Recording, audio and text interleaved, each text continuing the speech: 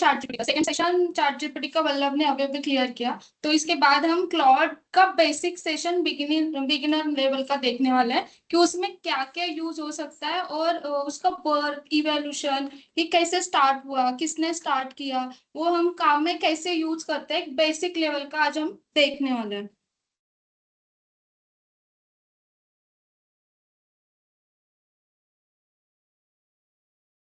तो Anthropic company ने एक 2021 में ये क्लॉड रिसर्च किया फर्स्ट टाइम। जो उसने उसका फोकस था कि सेफ्टी, कि जो हम एआई के ऊपर रिसर्च कर रहे हैं तो वो सेफ्टी हो, सेफर हो, और उसका आउटपुट जो आए वो सेफ और रिलायबल हो। उसके बाद 2023 में क्लॉड 1 और क्लॉड 2 का रिसर्च हुआ। तो उन्होंने फोकस किया कि तीन चीजों पे, एक हेल्पफुलनेस, हार्मलेस एंड होनेस्टी, ये तीनों चीजें तो क्लॉड फर्स्ट में होनी चाहिए। और सेकंड में उन्होंने एक्सपांड किया कि 100 के टोकन उसमें इंक्लूड हो, कि जो हम रिसर्च करेंगे वो 1000 के टोकन के ऊपर हम रिसर्च कर सकते हैं। वो उन्होंने टोकन का कंटेंट उसमें लाया और वो इम्प्रूव किया। उसके बाद क्लॉड फैमिली 3 का इंट्रोड्यूस किया 2024 में। तो क्लॉड 3 फैमिली में उन्होंने इंट्रोड्यूस किया हाइकू, सोनेट और ओपुस। तो हाइकू में क्या था कि हाइकू ये फास्टर वर्जन था, कि फास्टेस्ट हमें आउटपुट मिलता है। सोनेट में था कि वो बैलेंस करता है सब, जो एनालिसिस वो करेगा वो उसको बैलेंस करेगा। और ओपस में ऐसे था कि वो जो एनालिसिस करेगा वो इम्प्रूव हो, और उसका जो in a detailed manner opus में देता है. And what happened in these three models is Haiku is equivalent to ChatGPT fast version. ChatGPT fast version में आप जैसे डाला है within fraction of seconds आपका reply आ जाता है. तो उसमें only text based रहेगा. There will be no images, nothing will be there. But coming to Sonnet, it is somewhat improvised. Like there will be images, you can do your presentations, everything, but it will be slow. So Opus में क्या है? It is kind of a very advanced. So Opus में आपका tokens भी ज्यादा खर्चा होगा. For example, same काम के लिए हाइकू में आप डाल रहे हो तो आपका हार्डली 10 टोकन्स होगा. अगर वही आप सोनेट में डाले हो तो इमेजेस के साथ में आएगा जो भी अगर रिक्वायरमेंट है तो, लेकिन उसके लिए 50 टोकन हो जाएगा. अगर वही आप ओपस में डाला है तो आपका 100 टोकन निकल जाएगा. मतलब 10 किधर है, 100 किधर है, इतना फर्क पड़ता है. तो while utilizing this word of the cloud you have to think about which tool I have to use. समझ गया कौन सा मॉडल यूज करें. Go ahead. 2025 में क्लॉड ने और ग्लोबली इंट्रोड्यूस किया कि वो जो उनका क्लॉड है और इंटरप्राइजेस लेवल पे वर्कफ्लो ज्यादा हो, 2000 के टोकन्स हो, ऐसे ग्लोबली उन्होंने इंट्रोड्यूस किया। तो अभी तो 3 मॉडल तो उसने बना दिया. अभी 25 में क्या लेगा है now it is. If you guys see Microsoft का भी थोड़ा सा साइड करके people are converting to Claude. Why? तो उसमें क्या है कि जितना भी सॉफ्टवेयर है 50 साल पहले से बनाया और उसको इम्प्रूव करते हुए लेके आया, उसका भी इसने गलती पकड़ा है. क्लाउड का जो लेटेस्ट मॉडल है, समझा? मतलब इसका इतना इन डिटेल लैंग्वेज इसके अंदर उसके अंदर पकड़ता है. एंड अपार्ट फ्रॉम दैट उसका क्या प्रोडक्टिविटी हो गया, workflow, enterprise workflow. Enterprise workflow बोले तो अगर एक सुप्रीम कंपनी को चलाना है तो यहाँ पे एचओ में 150 बंदा चाहिए, राइट?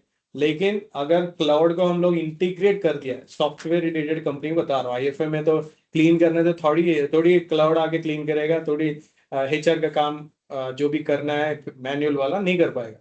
तो लेकिन सॉफ्टवेयर कंपनी में क्या होता है, जहाँ पे 150 लोग हैं वहां पे हार्डली 2 या 3 लोगों से क्लाउड पूरा काम कर रहा है. समझ गया? तो उसकी वजह से आपने देखा होगा there are so many layoffs happened. Oracle laid off 12,000 people, 16,000 people. सब लोगों का हम लोग लास्ट 6 मंथ और 1 ईयर में कितना लोगों को देखा है. अभी everyone are converting themselves into Claude. So why Claude, why not ChatGPT? Claude और चैटजीपीटी में फर्क यही है कि their main core is helpfulness, harmlessness and honesty, and the first mission started with safety first. So that's why cloud is more taken by the enterprises, companies जितना भी है. ठीक है, चलो. नेक्स्ट है कि हम किस किस क्या उसकी कैपेबिलिटी क्या है, तो 6 कोर कैपेबिलिटीज है कि जो हम डेली ऑपरेशन वर्कफ्लोज में उसे यूज कर सकते हैं, जैसे राइट एंड कम्युनिकेशन, तो उसमें emails and formal letters writing के लिए, रिपोर्ट समराइज के लिए, मीटिंग नोट्स के लिए हम क्लाउड का यूज कर सकते हैं। उसके बाद एनालिसिस एंड रिसर्च, तो इसमें बेटर एनालिसिस होता है कि जो हम लॉन्ग डॉक्यूमेंट उसको उसमें अपलोड कर सकते हैं, तो उससे ज्यादा फ्रैक्शन ऑफ सेकेंड में वो हमें आउटपुट देता है। तो data interruption, document analysis, research and insights इस वो भी कर सकते हैं। फिर उसमें प्लान एंड ऑर्गेनाइज, तो project planning, checklist and SOPs, scheduling assistant, उसका वो भी हम इसका डेली ऑपरेशन में यूज कर सकते हैं। क्रिएटिंग ब्रेनस्टॉर्म में उसका idea and proposal, training content, policy draft, तो हमें सोचने में बहुत सारा टाइम लगता है, तो इसे अगर हम हमारे नेचुरल लैंग्वेज में उसको प्रॉम्प्ट देते हैं, तो वो भी समझता है कि जो हमारे हमारे ओन वर्ड्स है वो अगर हम प्रॉम्प्ट में डालते हैं तो वो हमें आउटपुट देता है। उसके बाद कैलकुलेट एंड प्रोसेस में एक्सेल फॉर्मूला हेल्प के लिए यूज हो सकता है, बजट कैलकुलेशन के लिए, डेटा समराइज के लिए, इसमें भी हमें क्लाउड का हेल्प हो सकता है हमारे ऑपरेशन के लिए। उसके बाद सेफ एंड ट्रस्टवर्दी में नो डेटा सेलिंग है, privacy focused and honest response है। तो जस्ट earlier features आपने देखा है, these 6 features we have in ChatGPT also, but what is the difference of in the cloud में क्या difference है? For example, आपने एक कोई भी मूवी हमने देखा है, तो एक नॉर्मल एक्टर है, ठीक है, नॉर्मल एक्टर यूज कर रहा है, सेम मूवी अगर शाहरुख खान निकाल रहा है, तो किसका फर्क होता है? हाँ, किरण का फर्क होता है ना। हाँ, दैट इज द डिफरेंस। समझ गया? समझ गया? तो शाहरुख बोलते ही बहुत लोग इमीडिएटली देखेगा, राइट? अगर नॉर्मल है ध्यान भी नहीं देते, right? That is the difference between other tools and cloud. तो है सेम काम है, लेकिन द इफेक्टिवनेस, द विजिबिलिटी, वो जो क्रिएट करता है ना स्लाइड, ऑसम, आउटस्टैंडिंग। समझ गया? तो है ट्राई कर रहा है, लेकिन इतना रीच नहीं कर पा रहा है। बाकी लोग ट्राई कर रहे हैं, को पायलट हो गया, ChatGPT हो गया, they are trying because they are losing the business, they are losing the customers. Google, Microsoft, Google का कौन सा है? What is the Google tool? Gemini. So he is coming with different different things, they are giving free also, free में दे रहा है, cost कम रखा है। आपने देखा तो कंपैरेटिवली सबसे ज्यादा दो टूल्स का है, एक क्लाउड का है, उसके बाद ChatGPT का, बीट नहीं कर पा रहे। तो ChatGPT भी क्लाउड को बीट नहीं कर पा रहे। इनिशियली स्टार्ट हुआ है ChatGPT, राइट? उसके बाद आए, राइट? तो दैट इज द डिफरेंस। एक मतलब सिंपलेस्ट वे अगर सही है तो दो स्लाइड्स अगर ChatGPT से भी बनाया आपने और इससे भी बनाया, नोटबुक LM से भी बनाया, तो नोटबुक LM में क्या है कि ज्यादा कंफ्यूजन क्रिएट करती है। आपने देखा होगा, ज्यादा ही मतलब जब जितना जरूरत है उससे भी ज्यादा नोट बनाना यूज करके पूरा पाइप वाइप बना देगा, पूरा ऊपर नीचे कर देगा वो। लेकिन क्लाउड में जितना चाहिए उतना ही रहता है, क्लीन रहता है, एकदम professional. So who gains more? Not the information, the clarity of the slide gains more to the management। समझ गए? वो क्लाउड में। तो इसका मतलब दूसरा ना करें नहीं बोल रहे हम, दूसरा भी यूटिलाइज करें। फॉर एग्जाम्पल, इंफॉर्मेशन ज्यादा चाहिए, use ChatGPT and Notebook LM, but the end slides of us should be clouds। समझ गए? चलो गो अहेड। तो जो एक क्लॉड का लेटेस्ट वाला जो वर्जन है उसमें 2000 के टोकन्स हमें उसने प्रोवाइड किए हैं। 24/7 वो अवेलेबल है, जैसे कि एक ह्यूमन है कि जो हमें 24/7 अवेलेबल नहीं होते, अगर हमारा कुछ प्रॉब्लम है तो हम उसको पूछ नहीं सकते बार बार बार बार। लेकिन क्लॉड को ऐसा है कि हम कभी भी डालो, कभी भी प्रॉम्प्ट डालो, कभी हमें हमारी चीजों का आउटपुट मिल सकता है। उसके बाद जीरो हेलुसिनेशन है कि जो मिस्टेक है वो ज्यादा नहीं करता और करता ही नहीं है वो, उसका भर इस पर देता है कि वो मिसलीड नहीं करता और करेक्ट डॉक्यूमेंट हमें प्रोवाइड कर सके या करेक्ट इंफॉर्मेशन हमें प्रोवाइड कर सके। Good, go ahead. तो deploying cloud across physical facility management zone, तो हम किस जोन में ये फिजिकली अप्लाई कर सकते हैं। तो हाउसकीपिंग के लिए जो डेली टास्क चेकलिस्ट है, इंसिडेंट रिपोर्ट है, ट्रेनिंग मटेरियल्स है, तो इसके लिए हम क्लाउड का यूज कर सकते हैं। हम डायरेक्टली ऐसे भी डालते हैं ना कि डेली टास्क चेकलिस्ट प्रिपेयर करो, तो वो हमें वैसे देता है। उसके बाद फैक्ट्री में सेफ्टी एसओपीज ड्राफ्टिंग है, शिफ्ट हैंडओवर नोट्स है, वेंडर कम्युनिकेशन है, कॉर्पोरेट फूड में मेनू प्लानिंग असिस्टेंट है, कंप्लेंट रिस्पॉन्स ड्राफ्टिंग है, हाइजीन चेकलिस्ट है। इसके लिए भी हमें क्लाउड का यूज हो सकता है। उसके बाद ऑपरेशन में process documentation, root cause analysis, daily operation summarise, invoice queries and help, budget summary draft, expenses report assist. HR and manpower में हमें हेल्प हो सकती है, job description writing, leave policy queries and onboarding content. So इन्होंने जो दिखाया था दो तीन जो भी है requirements, just on a top line it share shown. So it's up to you. It's a totally infinity kind of a things how you are going to utilize. So just आपने को क्या है कि कुछ भी पता नहीं है तो just उसने तीन चार हमें दिखाया गया. But everything for whatever the task you are doing, explore it. Free में मिल रहे भाई, हाँ कौन सा पैसे डालना है, एक्सप्लोर करो, थोड़ा सा दिमाग का बत्ती जल जाएगा. ठीक है, चलो.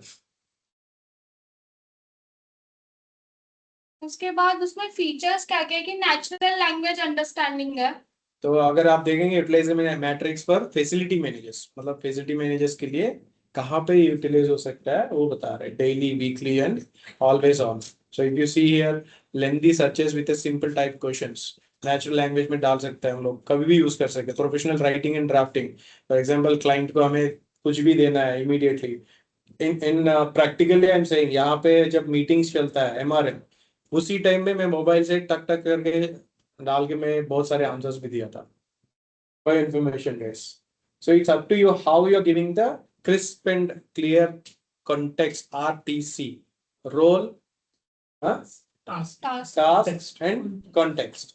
जितना सिंपली आप बता रहे हो इमीडिएटली उतना ही हमें बताता है. ठीक है, तो जनरेटिंग ईमेल, चेकलिस्ट, नोटिसेस जो पहले ही हमने डिस्कस किया है सारे, iterate reports, proposal plans in one conversation, chatting back and fourth, upload, paste, summarize MS reports weekly, we can utilize in that way. And finally, honest, safe and honest by design. So the design is totally awesome. Cloud का design इतना अच्छा रहता है, themes जो हम लोग बोलते हैं वही थीम बढ़िया सा देता है. ठीक है, just so how the anatomy of cloud works, role, task, data and output. यहाँ पे हमने पहले बताया context. context में हमने डेटा का नहीं बताया, वहां पे ओपनली हमें पूछना है तो आरटीसी है. अगर आपको डेटा दे के पूछना है तो you have to give the context, data and context so that you will get the output. समझ गया? Go ahead. So now let us see the use cases. Use cases में आप अगर देखेंगे, if you see here, can someone can read, can Ashish? Monthly MIS for multi-site report, update better performance and ऐसे downtime AI generate summary with KPIs brands in 6 areas. So in your area what is applicable for you? Billing status, right? For you it is वो site related billing status के लिए आपका applicable होगा. बाकी operations के लिए technical complaints हो गया, हाउसकीपिंग मैन पावर, क्लाइंट एस्केलेशंस हो गया, एसएलए परफॉर्मेंस ऑपरेशंस के लिए एप्लीकेबल होगा. यहाँ पे क्या है, what we can utilize like monthly MIS report automation कर सकते हैं. ऑटोमेशन बोले तो हमें एमआईएस देना है तो अलग अलग तरीके का उसको इनपुट डेटा दे दिया तो ऑटोमेटिकली ये अपने आप एमआईएस का अपडेट करके हमें दे देगा.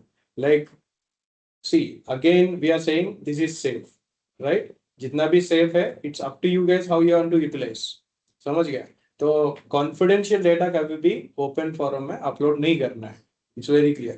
तो which is not confidential you can play with that one.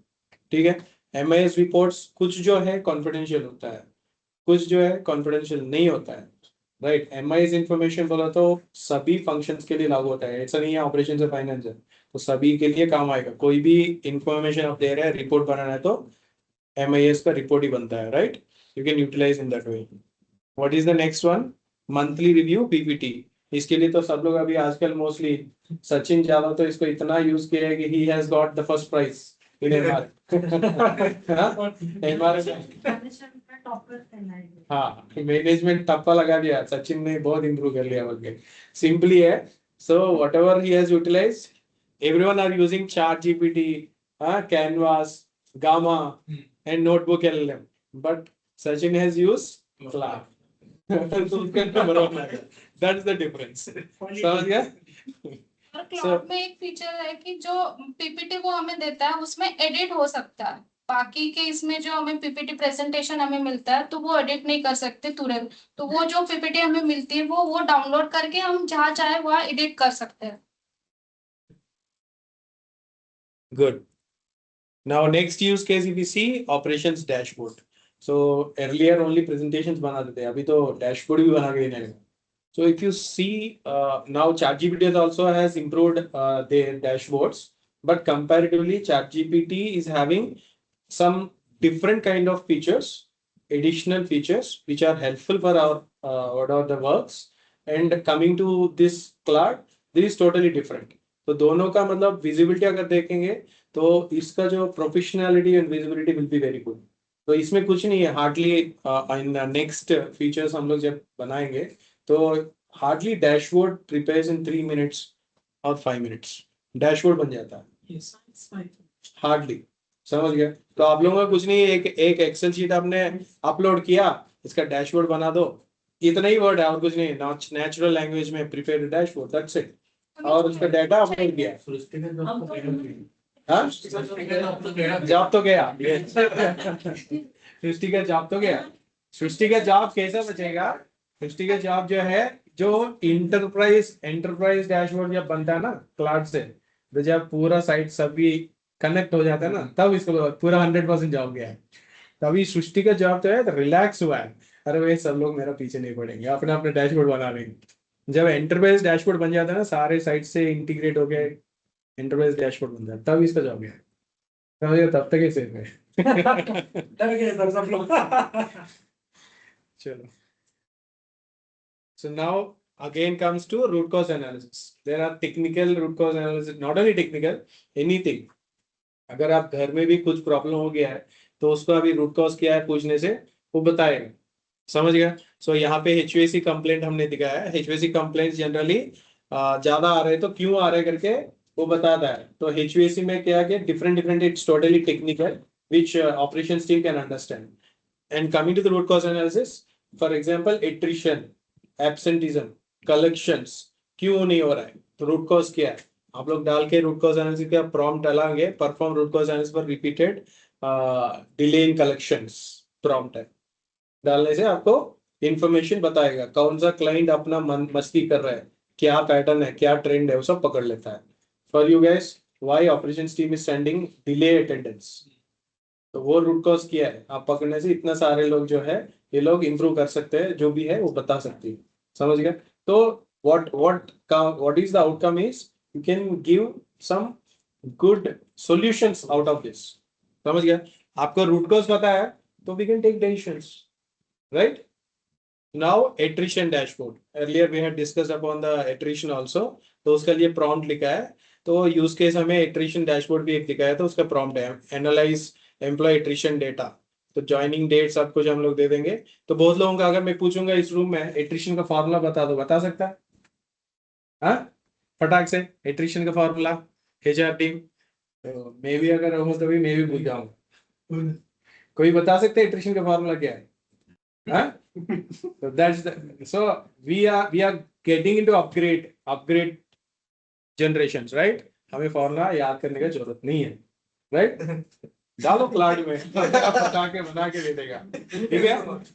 हाँ, right? So finally, what is the benefit and productivity we can make it out is, so आपने ChatGPT में देखा है 75% बताया, 70% बताया यहाँ पे। So it depend either 70, 60 or 80 or 90, depend upon the utilization. जब तक आप लोग यूज नहीं करेंगे तो यूटिलाइज नहीं है, तो यूटिलाइजेशन भी आपका किस तरीके से आप लोग यूटिलाइज कर रहे हो उसके ऊपर भी डिपेंड है। तो अगर इसका एनहांस करना इनिशियली 70% बता रहा है, अगर बराबर प्रॉम्प्ट के हिसाब से आप हर फीचर को टूल को अब यूज कर रहे हो, it can go up to 85-90 also. Got it? So अगर आप लोग देखें तो इधर लिखा है ऑपरेशनल एफिशिएंसी बढ़ेगा, फास्टर एग्जीक्यूशन है, स्लाइड टेक्स्ट बना सकते हैं मिनट्स में, बेटर डेटा एनालिसिस है, reduced errors and standardisations, improved oversights. तो यहाँ पे इतना कुछ हम लोग अभी डिस्कस कर रहे हैं क्लाउड के बारे में. अभी उसका पूरा क्या है फ्रेमवर्क इस स्लाइड में आपको दिखेगा. What is the framework? पहले आप लोगों को क्या करना है, लॉगिन हो जाओ.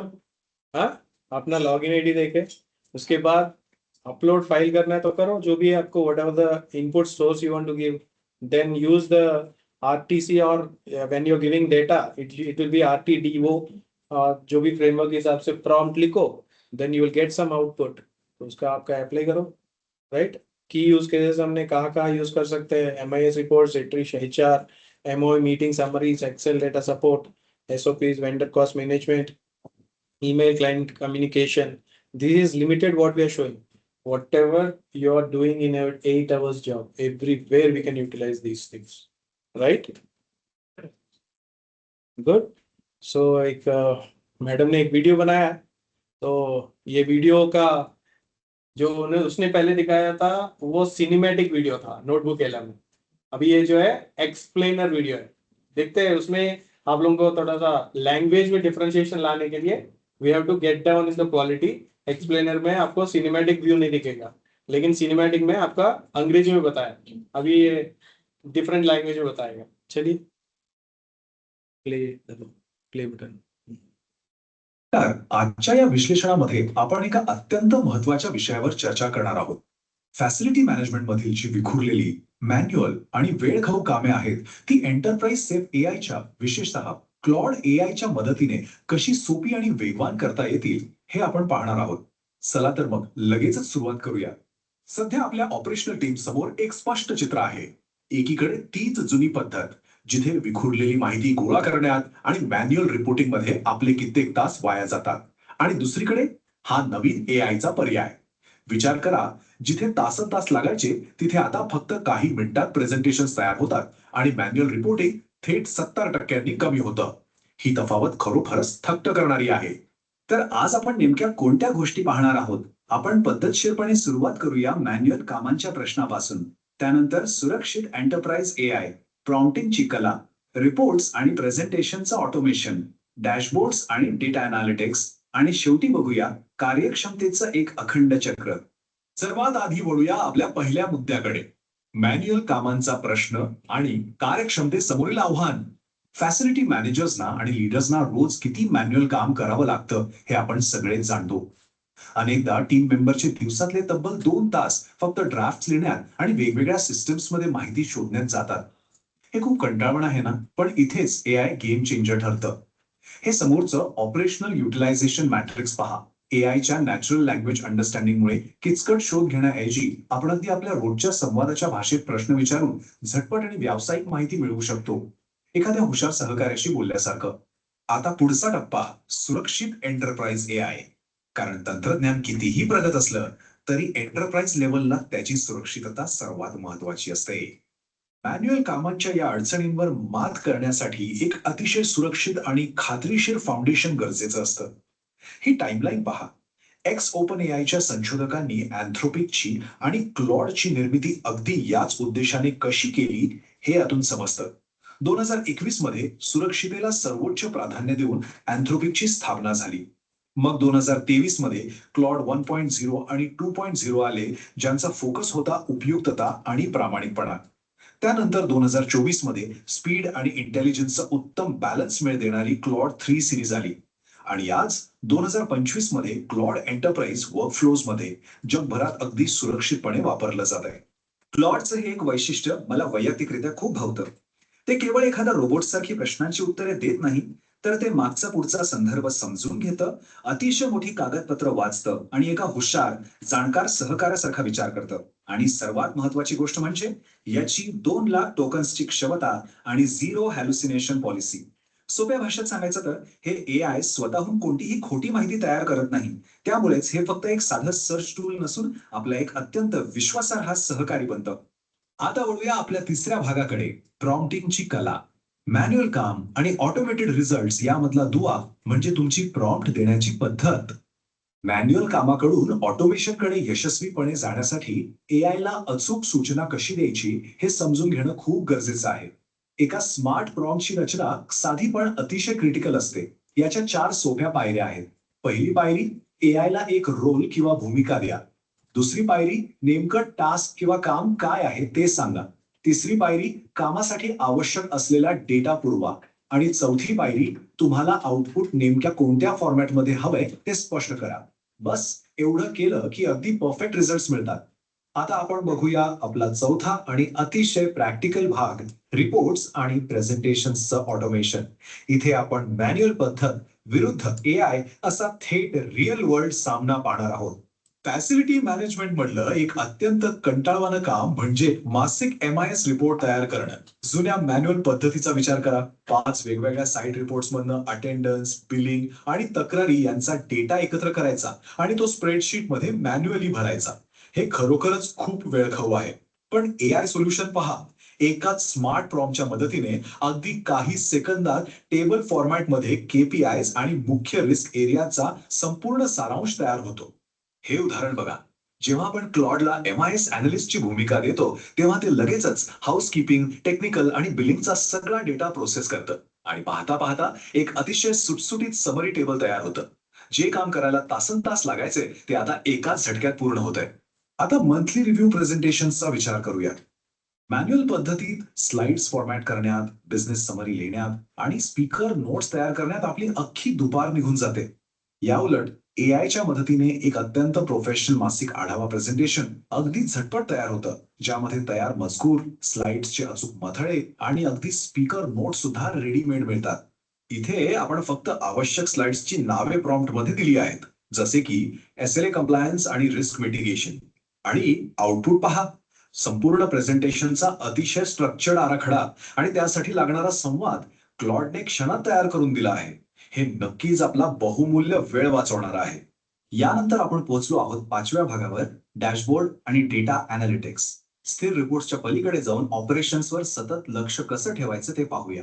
ऑपरेशन्स सुरळीत चालण्यासाठी डायनामिक डेटा अॅनालिटिक्सची आणि तज्ञ अॅनालिस्टची गरज असते.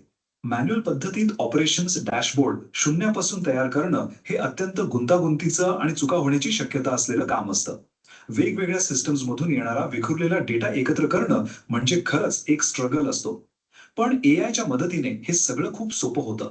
अचूक KPI आणि व्हिज्युअल स्टेटससह एक कस्टमाइज्ड डॅशबोर्ड स्ट्रक्चर अगदी एका साध्या कमांडवर तयार करता येतं.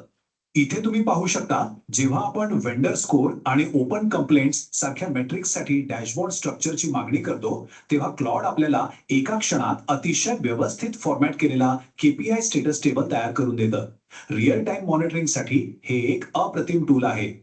आता एक अत्यंत प्रॅक्टिकल प्रश्न घेऊया. समजा HVACच्या तक्रारींमध्ये अचानक 20% वाढ झाली आहे. मॅन्युअल पद्धतीत आपण काय करतो? आपण फक्त ट्रायल अँड एररनी अंदाज बांधत बसतो आणि यात आपला खूप वेळ जातो. पण एआय सोल्युशन अगदी वेगळं आहे. एआय या वारंवार येणाऱ्या तक्रारींचं अतिशय वेगाने विश्लेषण करतं, त्यामागची संभाव्य कारणे शोधून काढतं आणि केवळ प्रॉब्लेम सांगत नाही, तर त्यावर काय सुधारात्मक उपाययोजना करता येतील हे देखील तातडीने सुचवतं. या इमेजमध्ये पहा, जेव्हा आपण क्लॉडला हा डेटा देतो की HVAC तक्रारी 20% वाढल्या आहेत, तेव्हा ते अतिशय वेगाने त्या समस्येची मुळे शोधून काढतं आणि त्यासोबतच प्रतिबंधात्मक आणि करेक्टिव्ह ऍक्शन्सची संपूर्ण यादीच आपल्या समोर ठेवतं. यामुळे आपण केवळ वेळच वाचवत नाही, तर आपल्या सेवेचा दर्जा देखील लक्षणीयरित्या वाढवतो. आता HR आणि कर्मचाऱ्यांच्या डेटाचा विचार करूया. मॅन्युअल पद्धतीत कर्मचाऱ्यांच्या जॉईनिंग, एक्झिट तारखा, त्यांचे विभाग आणि नोकरी सोडण्याची कारणे एका साध्या स्प्रेडशीटमध्ये ट्रॅक करणं म्हणजे एक अत्यंत मर्यादित पद्धत आहे. यातून धोरणात्मक निर्णय घेता येत नाहीत. पण एआय वापरून तुम्ही एका क्लिकवर एक अप्रतिम ॲट्रिशन डॅशबोर्ड तयार करू शकता, ज्यामध्ये कर्मचाऱ्यांच्या गळतीचे ट्रेंड्स, डिपार्टमेंटनुसार होणारे बदल आणि लोक नोकरी का सोडत आहेत ह्याची प्रमुख कारणे स्पष्टपणे समजतात. या उदाहरणावरून तुमच्या लक्षात येईल की एआय किती वेगाने आणि अचूकपणे लोकेशन किंवा मॅनेजर सारख्या फील्डचं विश्लेषण करतं. हे आपल्याला मासिक ॲट्रिशनची टक्केवारी आणि टॉप एक्झिट रिझन्स व्यवस्थित मांडून देतं.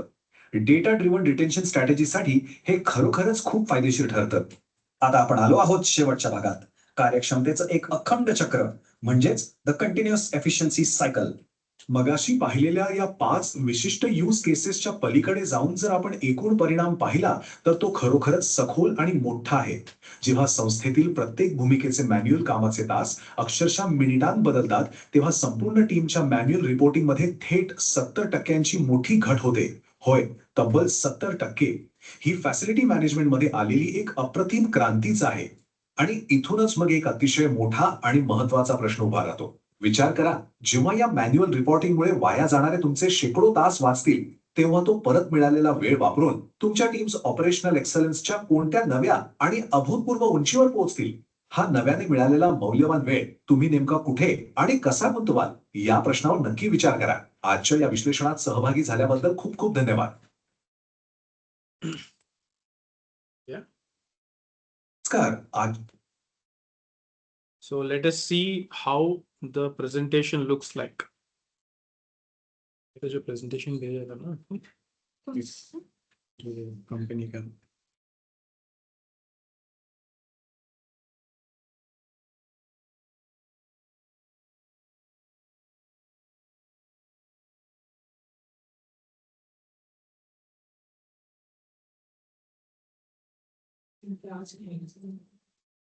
नहीं, मेरे data.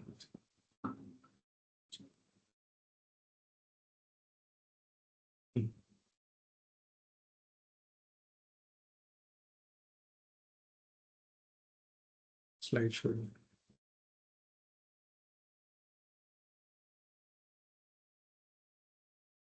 So how it looks like, see.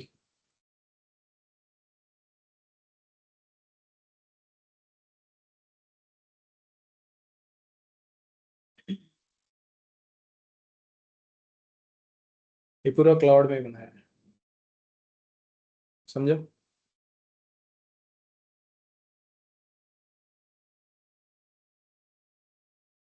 Got it? So this is the quality of cloud. कितना लोग यूज नहीं किया अभी तक cloud? Raise your hand please.